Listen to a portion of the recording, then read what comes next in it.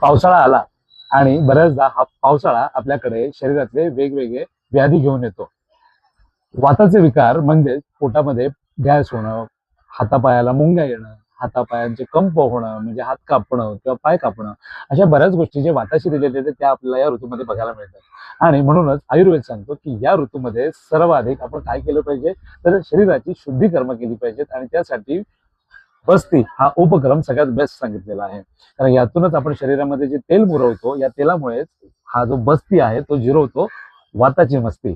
आणि तुम्हाला सुद्धा या ऋतूमध्ये स्वस्थ वृत्त वेलनेससाठी काही गोष्टी जर का करून घ्यायच्या असतील किंवा तुम्हाला काही चर्चा करायची असतील तर निश्चितच तुम्ही स्क्रीनवर दिलेल्या या आमच्या नंबरवरती संपर्क करू शकता. तुम्हाला पर्सनलाइज्ड अपॉइंटमेंटसाठी तुम्ही दिलेल्या नंबरवरती फोन करून आपली अपॉइंटमेंट फिक्स करू शकता.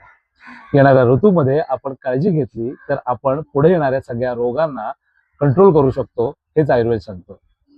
तुम्ही आयुर्वेदाचं ऐकताय ना? चॅनलला फॉलो करा आणि सगळ्या मित्रांपर्यंत शेअर करा.